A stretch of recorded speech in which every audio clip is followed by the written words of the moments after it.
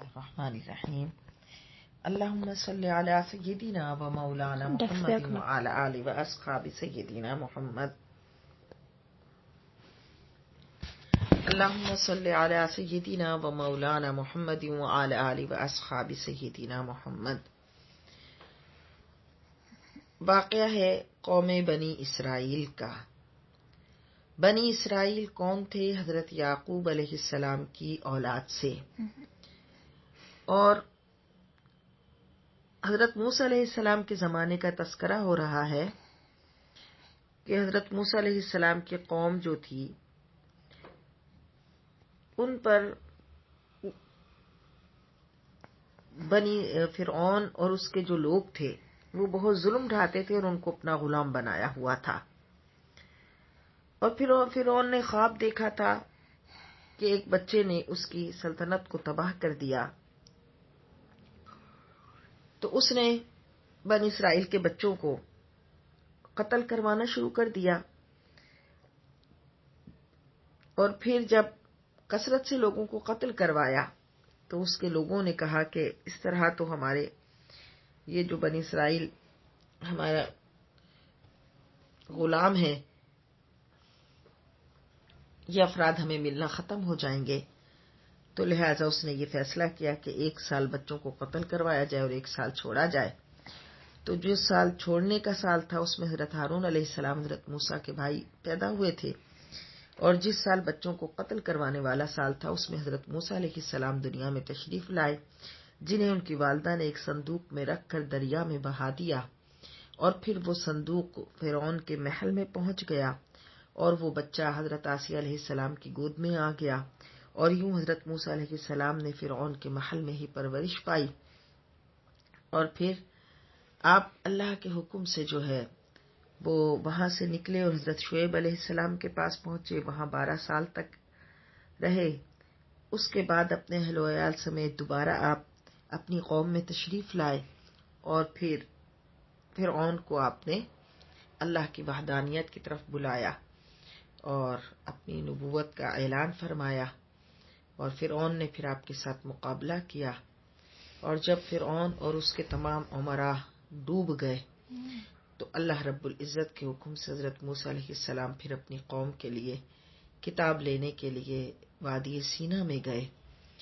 اور جب گئے تو پیچھے سے آپ کی قوم کے افراد نے بچڑے کی پوجا شروع کر دی. پھر ان پوجا کرنے والوں کو ایک دوسرے کو قتل کرنے کا حکم دیا گیا، اور پھر کچھ نے ایسا کیا تو پھر اللہ نے ان کی توبہ قبول فرما لی اور ان کو معاف کر دیا. وَإِذْ قُلْتُمْ، اور جب تم نے کہا، یا موسیٰ، اے موسیٰ، لن نؤمن لک، ہم تو ہرگز آپ پر ایمان نہیں لائیں گے، حتیٰ جب تک کہ نر اللہ جہرتاً ہم نہ دیکھ لیں اللہ کو ظاہر. فَأَخَذَتْكُمُ الصَّاعِقَةُ، تو تم کو بجلی کی کڑک نے آ لیا، وَأَنْتُمْ تَنْظُرُونَ، اور تم دیکھ رہے تھے. یعنی ان کی ہٹ دھرمی اور ان کے عفو درگزر کا ایک اور واقعہ بیان کیا.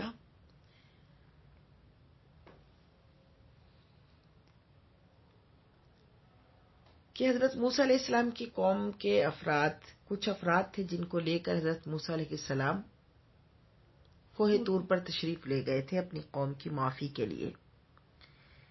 ان کو سفیر بنایا تھا اپنی قوم کی طرف سے. جب وہاں پر گئے تو انہوں نے حضرت موسیٰ علیہ السلام سے ایک نئی فرمائش شروع کر دی کہ اے موسیٰ، ہم تو آپ کی تصدیق اب تبھی کریں گے جب کہ ہم اللہ کو ظاہری طور پر دیکھ لیں. اور آپ نے منع فرمایا کہ تم اللہ کو ظاہری طور پر نہیں دیکھ سکتے. لیکن جب انہوں نے اس پر اصرار کیا تو انہیں کہا کہ ٹھیک ہے، سامنے پہاڑ پر دیکھو.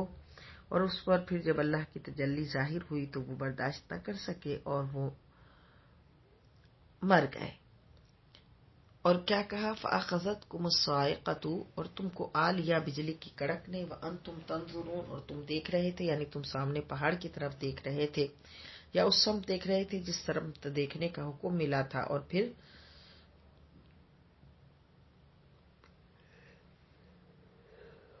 تم وہ تجلی برداشت نہ کر سکے. ثُمَّ بَعَثْنَاكُمْ، پھر ہم نے تم کو اٹھایا من بعد موتکم تمہارے مر جانے کے بعد لعلکم تشکرون تاکہ تم شکر گزار بنو. حضرت موسیٰ علیہ السلام نے پھر اللہ تعالیٰ کی بارگاہ میں عرض کی کہ مولا میری قوم مجھے کہے گی کہ میں نے ان کے افراد کو مار دیا تو اے اللہ تو ان کو زندہ کر دے. تو پھر حضرت موسیٰ علیہ السلام کی قوم سے وہ لوگ دوبارہ زندہ ہو گئے. اسی کو قرآن نے ذکر کیا ثم پھر بعثناکم ہم نے تمہیں جلایا اٹھایا من بعد موتکم تمہارے مر جانے کے بعد لعلکم تشکرون تاکہ تم شکر گزار بنو. وَظَلَّلْنَا اور ہم نے سایہ کیا علیکم تم پر الغمام بادل کا وَأَنزَلْنَا اور اتارا علیکم تم پر المن من والسلوى اور سلوى. کلو کھاؤ من طیبات پاکیزہ چیزوں سے ما جو رزقناکم ہم نے تمہیں رزق دے رکھی ہیں. وما ظلمونا اور انہوں نے ہم پر کوئی زیادتی نہیں کی ولکن کانوا انفسہم یظلمون بلکہ وہ خود ہی اپنی جانوں پر ظلم کرنے والے تھے.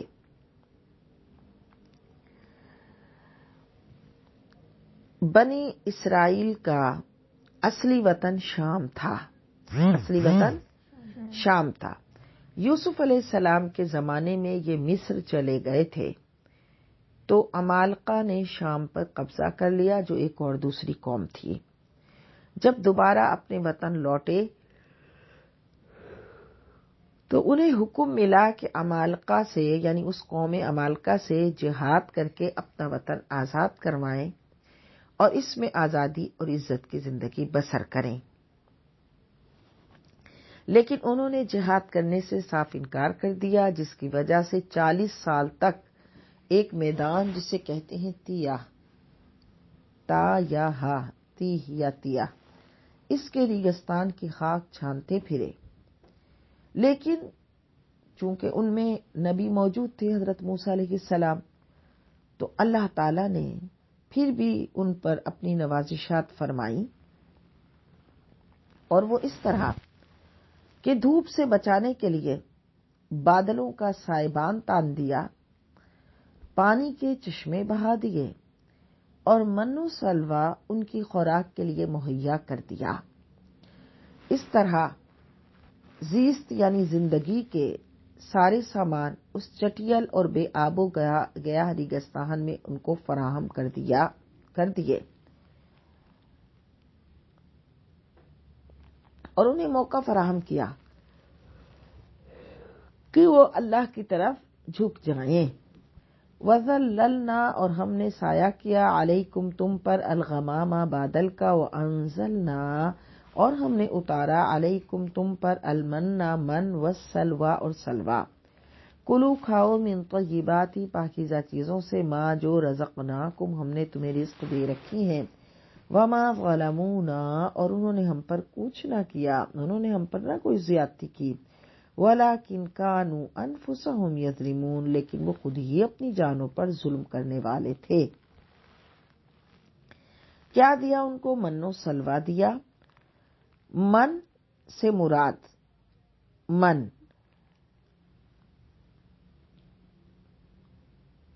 مراد ایک قسم کی قدرتی شکر ہے جو کوئی میٹھی چیز ہوتی تھی اور سلوہ بٹیر کو کہتے تھے جو وادی سینا کا خاص پرندہ ہے.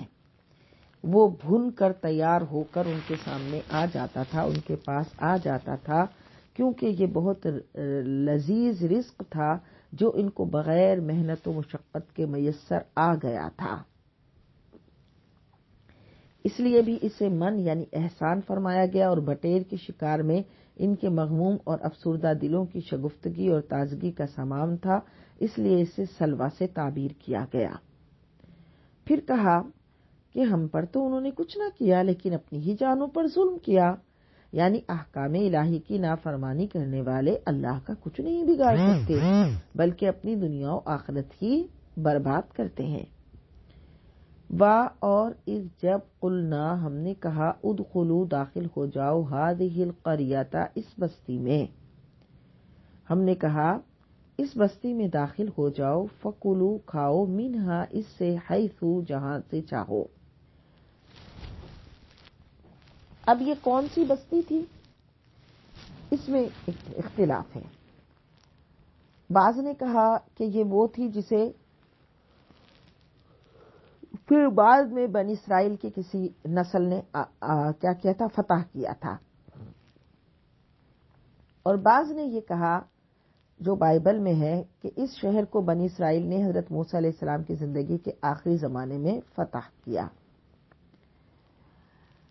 اب یہاں یہ بات رہے کہ ملحوظ یہ نہیں ہے کہ وہ کون سی بستی تھی، بلکہ مقصود یہ ہے کہ اس سے عبرت حاصل کی جائے. کیوں؟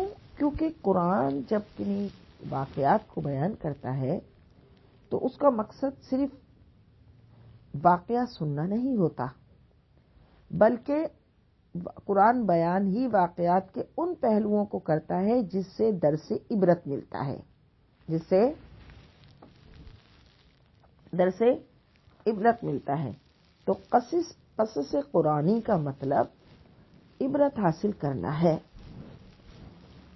کہا گیا کہ داخل ہو جاؤ اس بستی میں اور کھاؤ، فَكُلُوا مِنْهَا، تو کھاؤ اس سے، حیث شئتم، جہاں چاہو، جتنا چاہو، جہاں سے چاہو، رغدن، بے روک ٹوک کے، وَادْخُلُوا الْبَابَ، اور داخل ہو جاؤ دروازے میں، سجدن، سر جھکاتے ہوئے، وَقُولُوا، اور کہتے جانا، حِطَّةٌ نَغْفِرْ لَكُمْ، بخش دے ہمیں، خطایاکم، حِطَّةٌ، بخش دے ہمیں، نغفر لکم، ہم بخش دیں گے، خطایاکم، تمہاری خطائیں، وسنزید المحسنین، اور ہم زیادہ دیتے ہیں نیکوکاروں کو.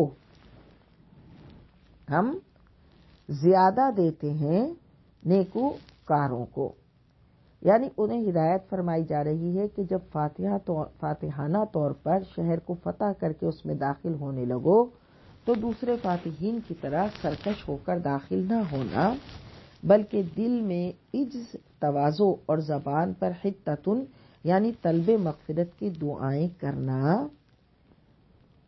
اور اس طرح داخل ہونا کہ اللہ سے اپنی خطاؤں پر بخشش چاہو.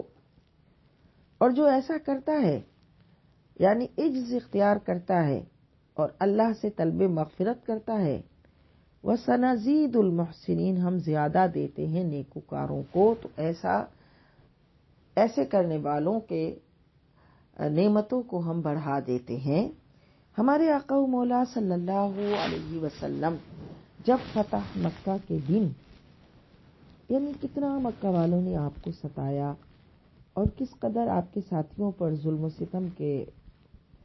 ستم کیے، اور کتنی ایک جد و جہد کے بعد آپ مکہ المکرمہ میں فاتحانہ حیثیت سے داخل ہو رہے ہیں، تو اس وقت آپ جس اونٹنی پر تشریف فرما تھے تو آپ نے اپنا سر اقدس اتنا جھکا لیا، عاجزی سے، انکساری سے رب کی بارگاہ میں اتنا جھکا لیا کہ آپ کی پیشانی اقدس اونٹ کی کوہان سے لگ رہی تھی،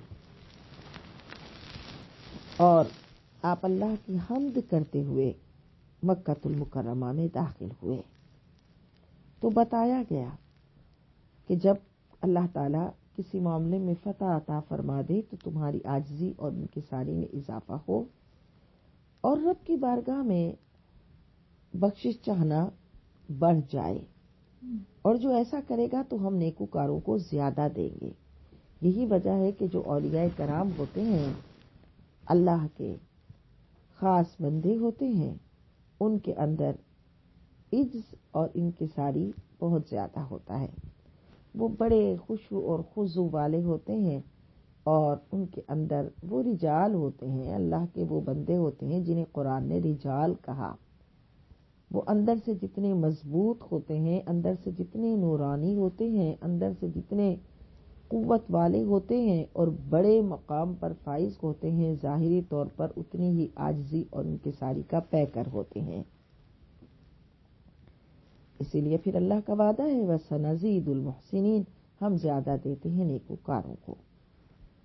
اب یہ بنی اسرائیل کا واقعہ ہے. فَبَدَّلَ الَّذِينَ ظَلَمُوا، پس بدل ڈالا ان ظالموں نے، قولاً اس بات کو، غیر الذی، اس کے غیر سے، قیل لہم، جو انہیں کہی گئی. فَأَنزَلْنَا تو ہم نے اتارا عَلَى الَّذِينَ ظَلَمُوا ان پر جنہوں نے ظلم کیا رجزاً عذاب من السماء آسمان سے بما كانوا يفسقون بدلہ ان کی نافرمانی کا. با یہاں پہ سببیہ ہے اس سبب سے کہ وہ نافرمانی کرتے تھے فسق کرتے تھے، اس سبب سے ان پر عذاب اتارا. تو اب بتانا یہ مقصود ہے کہ اللہ کا عذاب کسی قوم پر بغیر وجہ کے نہیں آتا، بلکہ جب وہ اللہ کے کسی حکم کو بدل دیتے ہیں تو اللہ پھر ان پر عذاب اتارتا ہے. چنانچہ انہیں تو کہا گیا تھا کہ اللہ سے بخشش چاہتے وہ داخل ہوں، لیکن انہوں نے کیا کیا؟ وقولوا اور کہو حطۃ بخش دے ہمیں. یہ لفظ تھا حطۃ، انہوں نے کہا حنطۃ، انہوں نے اس لفظ کو بدل دیا. تو اللہ فرماتا اس وجہ سے پھر ان پر عذاب نازل ہوا، اور وجہ بتا دی بما کانوا یفسقون. یہاں با سبب کے لیے آیا ہے، علت کے لیے آیا ہے، وجہ بتانے کے لیے آیا ہے کہ اس وجہ سے کہ وہ رب کی نافرمانی کرتے تھے، تو چنانچہ پھر ان پر عذاب آیا.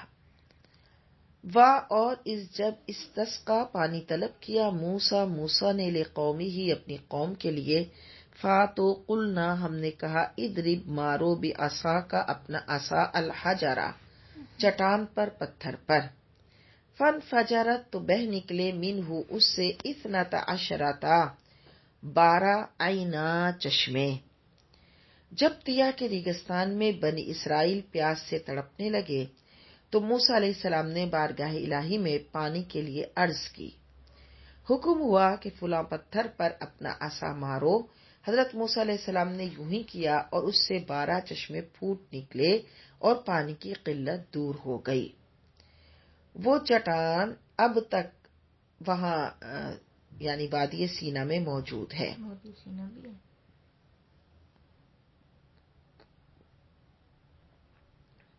چنانچہ 12 قبائل کے لیے 12 چشمے اس چٹان سے نکل پڑے.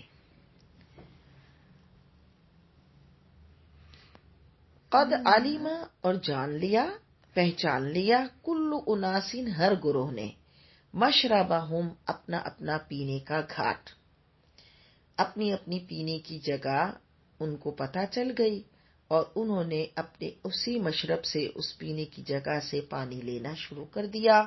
رب فرماتا ہے کلو کھاؤ وشربو اور پیو من رزق اللہ اللہ کے دیے ہوئے رزق سے، ولا تعثوا فی الارض مفسدین اور زمین میں فساد کرتے نہ پھرو.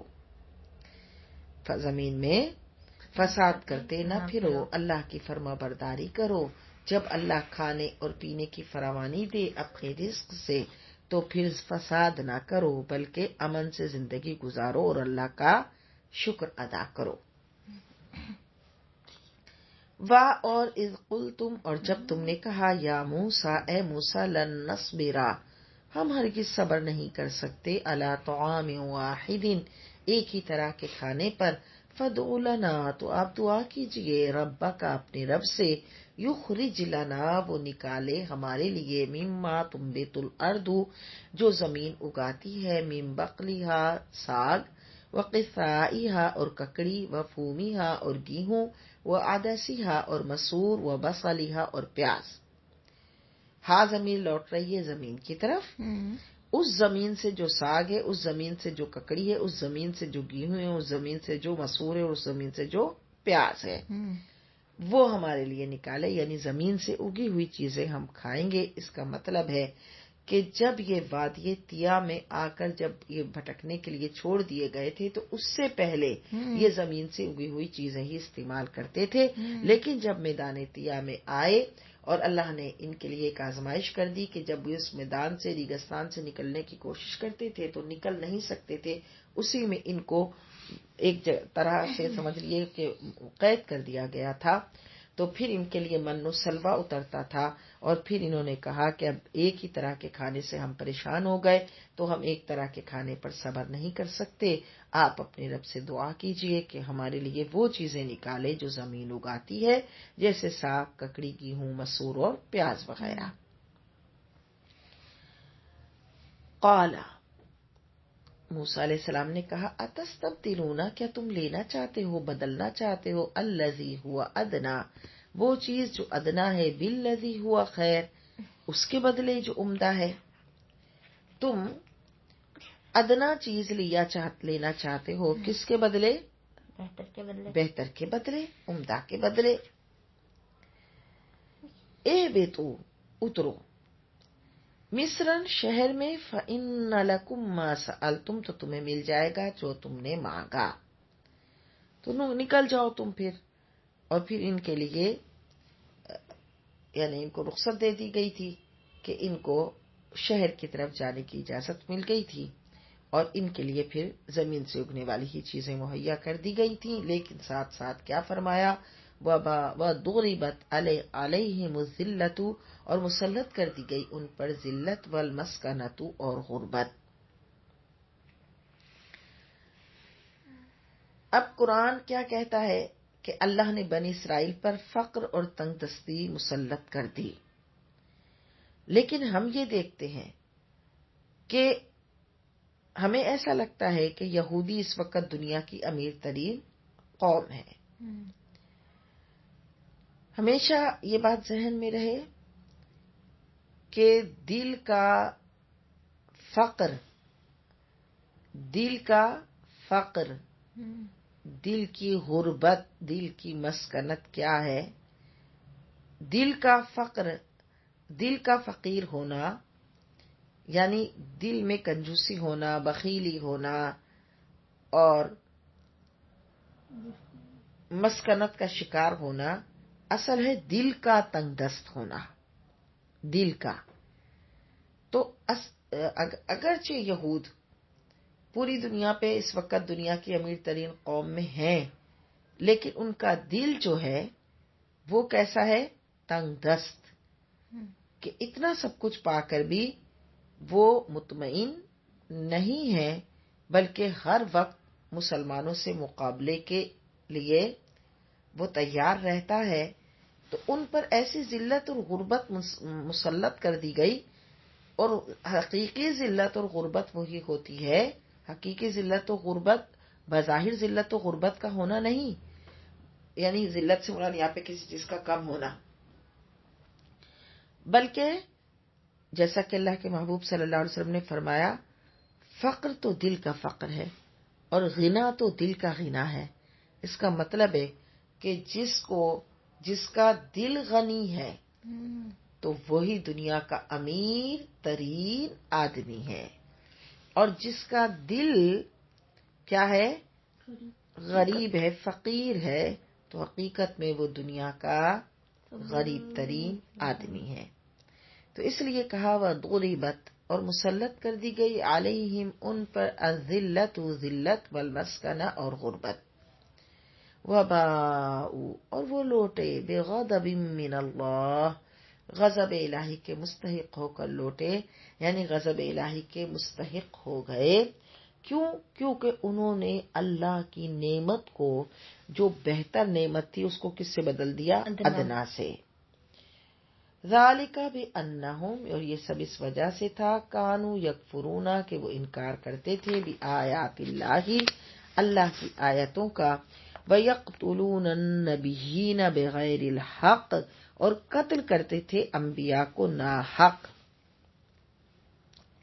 یعنی بنی اسرائیل پر جو ذلت کا عذاب مسلط کیا گیا وہ بلا وجہ نہیں تھا، بلکہ اس لیے کہ انہوں نے اپنی نافرمانیوں اور کرتوتوں کے سبب ان کے ساتھ ایسا ہوا، کیونکہ انہوں نے انبیاء کرام علیہم السلام کی شان میں گستاخیاں کی اور ان کو ناحق قتل کیا، جیسا کہ حضرت یحییٰ علیہ السلام کو کیا تھا، اور بھی انبیاء کرام علیہ السلام کو ستایا تھا. ذالک بما عصوا وکانوا یعتدون، یہ سب کچھ اس وجہ سے تھا کہ وہ نافرمانی کرتے تھے اور حد سے بڑھ جایا کرتے تھے. یہ سب اس وجہ سے تھا کہ وہ نافرمانی کرتے تھے اور حد سے بڑھ جایا کرتے تھے. اس کا مطلب ہے کہ بنی اسرائیل پر جو ذلت و افلاس کا عذاب مسلط کیا گیا وہ بلا وجہ نہیں تھا، بلکہ ان کے اپنے نافرمانی اور کرتوتوں کے سبب ایسا تھا۔ ان الذین آمنوا، بے شک وہ جو ایمان لائے، والذین ہادوا، اور وہ جو یہودی ہیں، والنصارى اور عیسائی، والصابئین اور ستارہ پرست، جو بھی ہوں، من آمن باللہ، جو ایمان لائے اللہ پر، والیوم الآخر اور قیامت کے دن پر، وعمل صالحا اور نیک عمل کرے، فلہم اجرہم تو ان کے لیے اجر ہے، ان کا اجر ہے، عند ربہم ان کے رب کے ہاں، ولا خوف علیہم اور انہیں کوئی اندیشہ نہیں، ولا ہم یحزنون اور نہ وہ غمگین ہوں گے۔ کیا مطلب؟ کہ جو ایمان لائے اللہ پر اور قیامت کے دن پر، اس کا مطلب ہے کہ اب کسی کا بھی ایمان اسی وقت قابل قبول ہوگا جب وہ اللہ کے محبوب صلی اللہ علیہ وسلم پر ایمان لائے گا اور آپ صلی اللہ علیہ وسلم کی رسالت کا اقرار کرے گا، پھر نیک عمل کرے گا، تو بے شک وہی ایمان والا ہوگا، انہی کے لیے اجر ہے ان کے رب کے ہاں، ولا خوف علیہم ولا هم یحزنون، اور پھر ایمان والوں کے لیے یہ نوید ہے، یہ خوشخبری ہے کہ انہیں کوئی اندیشہ بھی نہیں ہوگا اور نہ وہ غمگین ہوں گے۔ اور اذ اخذنا اور جب ہم نے لیا، میثاقکم تم سے پکا وعدہ، پکا عہد، ورفعنا اور ہم نے بلند کیا، فوقکم تم پر، الطور طور کو، خذو پکڑو، ما آتیناکم جو ہم نے تم کو دیا، بقوت مضبوطی سے، واذکروا اور یاد کرو، ما فیہ جو اس میں ہیں درج احکام، لعلکم تتقون تاکہ تم پرہیزگار بن جاؤ۔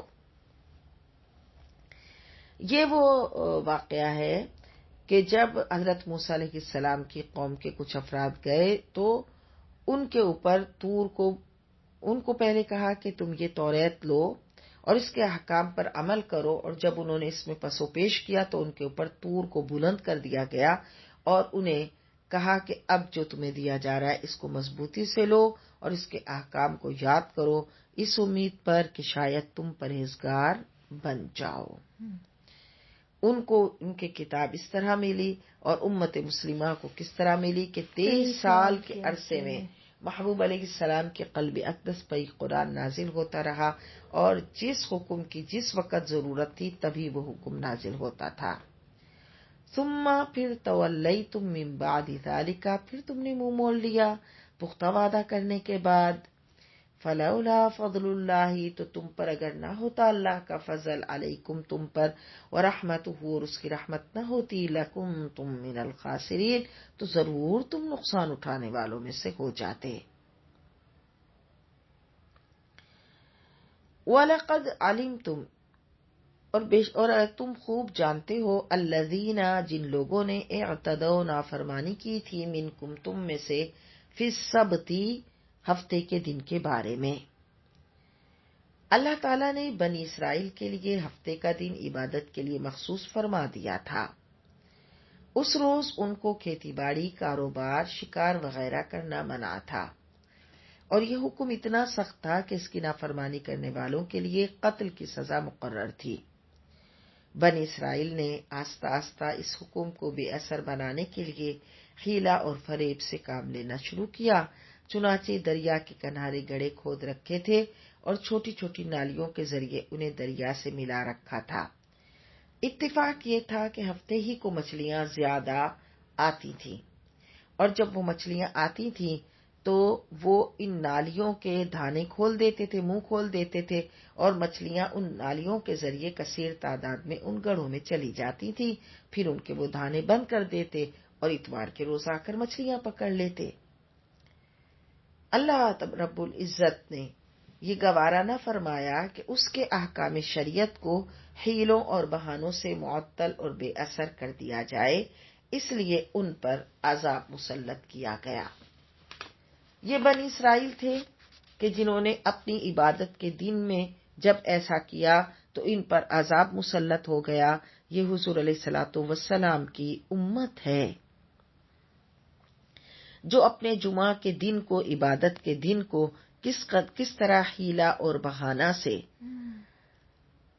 پھیرتی ہے، اور کس طرح حیلہ اور بہانہ سے جمعہ کے دن کی چھٹی کو ختم کر کے اور اس دن کاروبار کو کھول کر، اور خاص ان مواقع پر بھی کہ جب جمعہ کے دن بیان سننے کا وقت ہوتا ہے، مسجدوں میں وقت سے پہلے حاضر ہونے کا وقت ہوتا ہے، تو لوگ جانے میں سستی کرتے ہیں۔ اور اس امت پر پھر بھی اللہ کے کرم کتنے ہیں۔ لیکن انہوں نے جب ہفتے کے دن میں اس طرح کیا تو چونکہ انہوں نے جو وہ حیلہ و بہانہ وہ کر رہے تھے، ان کی نیت اچھی نہیں تھی، وہ اللہ کو دھوکہ دینے کی کوشش کر رہے تھے۔ اور اللہ کو دھوکہ دینے کے لیے اگر کوئی نافرمانی کرتا ہے، ایک تو وہ ہے نا کہ بلا ارادہ ہی اس سے اللہ کی کوئی نافرمانی ہو گئی، اس کا قصد و ارادہ نہ تھا، تو اس کو اللہ معاف فرما دیتا ہے۔ لیکن جو خاص قصدن ایسا کرے اور نیت بھی اس میں پھر خراب کرے، تو اللہ کی طرف سے پھر عذاب آتا ہے۔ فَقُلْنَا لَهُمْ، تو ہم نے حکم دیا ان کے لیے، کونو، ہو جاؤ، قردۃ، بندر، خاسئین، دھتکارے ہوئے، استغفر اللہ ربی من کل ذنب واتوب الیہ۔ چنانچہ ان کی حالت کیا ہو گئی تھی کہ جمہور علماء کا قول ہے کہ ان کی شکل بندروں کی سی ہو گئی تھی اور ان کے جسم انسانی تھے۔ اور یہ بھی پتہ چلا کہ جو اللہ کے تشریعی قانون کو، یعنی شریعت کے قانون کو توڑے اور تو اللہ رب العزت پھر اس کو کیسی کڑی سزا دیتا ہے۔ چنانچہ ان کی شکل بندر کی ہو گئی، جسم انسانی تھا، وہ ایک دوسرے کو پہچانتے بھی تھے، منہ سے کلام نہیں کر سکتے تھے، اپنے رشتہ داروں کو، قریبی افراد کو پہچان کر روتے تھے، ان کی آنکھوں سے آنسو بھی بہتے تھی۔ 3 دن وہ اس حالت میں رہے اور پھر مر گئے۔ تو قرآن نے کیا کہا؟ فَجَعَلْنَاهَا، پس بنا دیا ہم نے اس سزا کو، نَکَالًا، عبرت، لِمَا بَيْنَ يَدَيْهَا، اس زمانے کے لیے بھی جو ان کے لیے بھی جو اس زمانے میں موجود تھے، وَمَا خَلْفَهَا، اور ان کے لیے بھی جو بعد میں آنے والے تھے، وَمَوْعِظَةً، اور نصیحت بنا دیا، لِلْمُتَّقِينَ، پرہیزگاروں کے لیے۔ یعنی پرہیزگار اس سے نصیحت لیں گے اور ان کے اپنے زمانے والے اس سے عبرت پکڑیں گے اور اللہ کی نافرمانی کی طرف نہیں جائیں گے، اور جو بعد کے آنے والے ہیں وہ بھی اس سے عبرت لے کر رب کی نافرمانی سے بچنے کی کوشش کریں گے۔ ہاں، متقین اسے بہت بڑی اپنے لیے نصیحت سمجھیں گے اور اللہ کے خوف میں بڑھ جائیں گے۔ وہ جب یہ واقعات سنیں گے تو اس سے ان کے دلوں میں اللہ کا خوف اور بڑھ جائے گا، اور دوسرے لوگوں کو چاہیے جو اس گناہ میں مبتلا ہیں، انہیں چاہیے کہ وہ گناہ سے بچیں اور اس سے عبرت لیں۔ تو کسی قوم پر جو عذاب آیا وہ عذاب ایسے ہی نہیں آیا، ایک تو یہ کہ اللہ کی کسی نافرمانی کے سبب آیا، اور دوسرے یہ کہ کس لیے آیا، کہ تاکہ اس زمانے کے دوسرے افراد جو اس گناہ میں مبتلا ہیں وہ اس سے کیا لیں؟ عبرت لیں۔ ہاں، جو اللہ کے نیک بندے ہوتے ہیں، پہلے ہی گناہوں سے بچنے والے ہوتے ہیں، وہ جب اس طرح کے واقعات یا باتیں سنتے ہیں تو وہ اس سے نصیحت لیتے ہیں، اور اس طرح نصیحت لیتے ہیں کہ اللہ تعالیٰ سے جو ان کا معاملہ ہوتا ہے، یعنی وہ جو اللہ کا خوف رکھتے ہیں، اس خوف میں اور بڑھ جاتے ہیں، اور اللہ سے جو محبت رکھتے ہیں تو ان کی اپنے رب کی محبت میں اضافہ ہو جاتا ہے۔ وَمَوْعِظَةً، اور وہ نصیحت ہوتا ہے واقعہ، للمتقین، پرہیزگاروں کے لیے۔ ہم یہاں گزشتہ امتوں کے جو قصص سن رہے ہیں، جو واقعات سن رہے ہیں، وہ سن بھی اسی لیے رہے ہیں کہ اللہ تعالی ہمیں ان گزشتہ قوموں کے واقعات سے اور دیگر جو انبیاء کرام علیہم السلام تشریف لائے اور ان کی امتوں کے ساتھ جو احوال گزرے، ان سے اللہ تعالی ہمیں عبرت لینے اور نصیحت لینے کی توفیق عطا فرمائے، اور ہم جب یہ واقعات سنیں اور پڑھیں تو اس سے اللہ رب العزت ہم سب کے علم میں، عمل میں، تقوی میں اور اللہ سے ڈرنے کے معاملے میں اور نیک عمل کرنے پر اللہ تعالی ہم سب کو اس میں مزید بڑھائے، اور اللہ رب العزت ہم سب کو اپنے فرما بردار، نیک، پرہیزگار، متقی اور اچھے بندوں میں شامل فرمائے۔ آمین ثم آمین، وصلی اللہ تعالی علی حبیبہ خیر خلقہ محمد وآلہ وصحبہ اجمعین۔